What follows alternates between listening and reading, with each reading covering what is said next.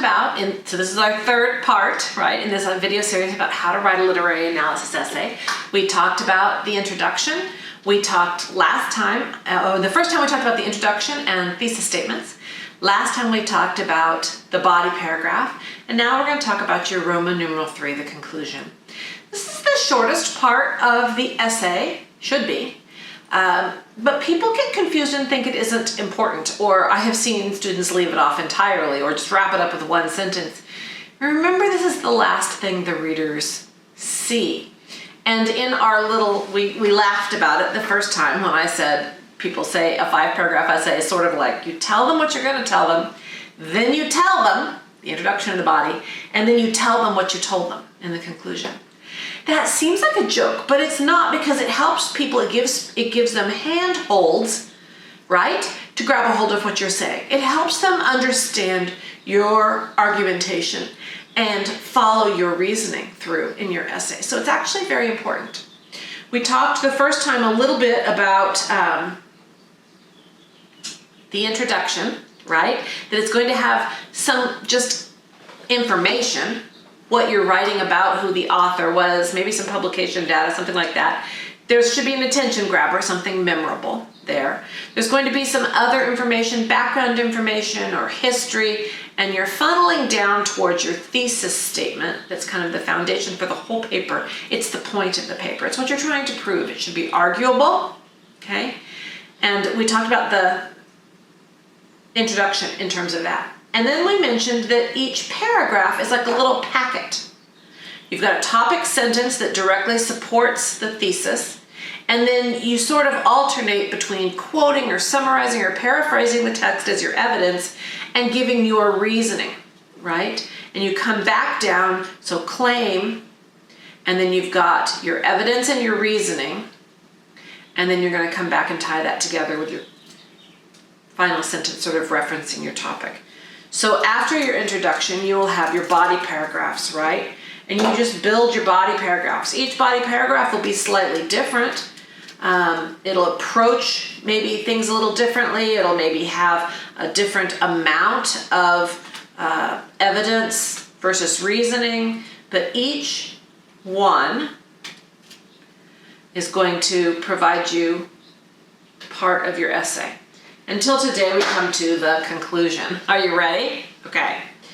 The first sentence in your conclusion, right, is restating the thesis in different words. Basically, you're saying, haha, I proved it. See, it really did. Then you're going to layer a couple of sentences probably in there, talking about what each, just giving a basis of what each paragraph said, a review of what you've said, your most powerful, memorable points that prove your thesis, okay? Hopefully at least one from every paragraph. And then that final sentence is kind of like a wrap-up. It should be sort of a punch that really leaves your audience, your reader, thinking, wow, yeah, that's right, okay? Let's look at the one in the notes. Remember, I have the link in the description if you don't have those yet. This is our Henry V essay that we've been going through. Let's just look. First sentence. It's appropriate finally to note to what degree the audacious Dauphin highlights the admirable characteristics in Shakespeare's most noble king. Remember, we're trying to prove that the Dauphin is the foil to prove that Henry V is a very noble king. Okay, so it restates it a little bit. It's appropriate to note to what degree. All right, so that restates the thesis a little bit. Here we go. And now we have 3 sentences. It looks like I probably used one for each paragraph. So 4 sentences. It looks like we used one for each paragraph in the body, okay? The Dauphin's open mockery of the recently crowned king provides a first glimpse of the newly noble Henry V. Okay, that was my first paragraph. Second, the Dauphin's headstrong self-reliance accentuates by contrast with Henry's earnest search for truth in counsel with advisors and in reliance on God. That was that second paragraph that we went into some detail with last week. Let's go to the next sentence. The lack of respect held for the Dauphin by his own peers only polishes the shine on Henry's sunny sympathy with his subject. Listen to the alliteration. Yes. So it talks about how Henry's subjects loved him and his advisors loved him, contrasted with the people around the Dauphin, who did not think so much of the Dauphin. All right. And then finally, the obvious failing of the Dauphin's designs reinforces Henry's intelligent grasp of affairs. Okay, so that final sentence, that was the fourth paragraph body, right? Sort of summarizing that, giving the punch out of that last paragraph. And then the final sentence, Shakespeare does in fact use the contrast with the Crown Prince of France to prove Henry V's worthiness as a pattern of kingly perfection. A little bit of alliteration going on there. So that brings me back down now. That final sentence ties in with the beginning, Shakespeare's Henry V, right? Worthiness as a king. And the whole essay fits together as one piece. It is constructed just like you would a block tower, a building. There was a blueprint, we called it an outline. There is a point to prove. There have to be supports of that, okay? There's a point to prove. There have to be supports. In this case, we have 3 paragraphs here with 3 topic sentences. We build that up, right, with strong evidence and logical reasoning.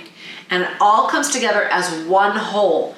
The bottom clinches with the top, right? It refers back to the top, kind of ties it all together. I hope that's helpful. Remember that closing paragraph is the last thing that a reader will see about your essay. So you want to make it a strong finish, right? And I want to really quickly run over some conventions in writing. First of all, the title. You want it to hint at your claim. You want to grab the reader's attention if you can. You can't just appropriate the literary work, though. I can't just say Huckleberry Finn by Kara Shelton, because I didn't write it. I can say The Bildungsroman Roman Journey of Huckleberry Finn by Kara Shelton, right? I can say Pride Goes Before the Fall of Rome, but I can't say Julius Caesar, because somebody else wrote that. Does that make sense? Second thing, this is not a book review, so you don't just retell the work. It's not your role to summarize the book that you're talking about or the short story you're talking about. It's your role to interpret it and analyze it. Does that make sense? So it's a different thing. You summarize or paraphrase parts of it to support your reasoning, okay, to explain it, but you don't just summarize the story. So look at the first sentence here in under B. The first sentence states the evidence and the second sentence clarifies it. So look at this example. The Dauphin sends a cask of tennis balls to Henry as an insulting reminder of his notorious past and a jab at his supposed unfitness to reign over England, much less France. Okay, so that's the summary. Now look at the reasoning. The jibe coming during Henry's serious consultation with heads of church and state, however, serves to ridicule the sender and bring credence to its intended target. I used that summary, interpreted it to prove my point, okay? C, third thing, don't use phrases like I think, I feel, I believe, in my opinion. You state it as fact. I, me, and you have no place in a literary analysis essay. Just state it as fact. Instead of, in my opinion, Rochester's behavior towards Jane is violent and threatening, you state it. Rochester's behavior towards Jane was violent and threatening. Okay? You also avoid the word you. You would think, no, one would think, the reader might consider. Okay? So I, me, and you. In a literary analysis paper, no.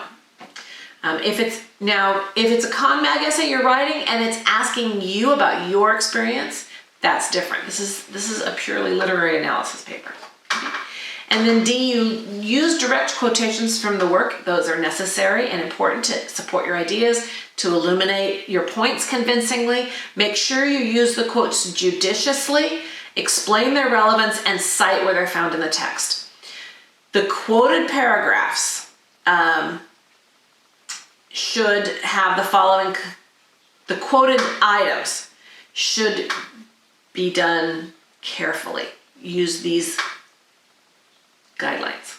Ready? First, brief quotations are just integrated into your own text. Okay, so if it's 4 lines or less of prose, 3 lines or fewer of poetry, you just stick it right in your paragraph with quote marks before and after, and the citation is in parentheses after that.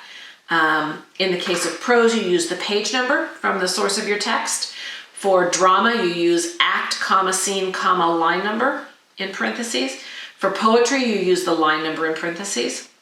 In our case, for instance, if you're talking about Huckleberry Finn, you're just going to have the page number in parentheses after the quote, and that's all. If it's a longer quotation, it's going to be separated and indented from the rest of the paragraph. You can find out how to do that on Purdue OWL online. Any of those, look for longer quotation. Go to Purdue OWL online and search block quotation. You still have to follow that with a citation in parentheses. You use the present tense as you write about literature. All literary works are considered to exist in the present. So Shakespeare reveals, Mark Twain shows, Mark Twain brings Huck along as, okay? You may use ellipsis to replace words in a quotation. You may use ellipsis at the beginning and or middle of a quotation, depending on where the missing words are. You shouldn't take out the meaning, but sometimes there's a long quotation and really the meaning is carried by just the first little bit and the last little bit. It's okay to use ellipsis and leave out that large chunk in the middle. That's perfectly allowable and helpful. When you refer to a literary work by name, you put quotes around the titles of poems and short stories, but you underline the title of a novel. Actually, these days, more likely we italicize it as we do a play. I think that's it. If you have any questions, I would ask you to make sure you refer to these notes first. I hope that that has been helpful.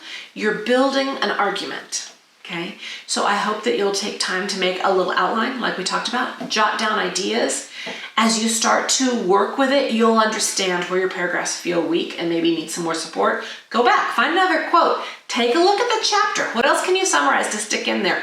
What is making you, it's not okay to just say, Huck starts to think better of Jim in this chapter. Why? How do you know that? What quote tells you that?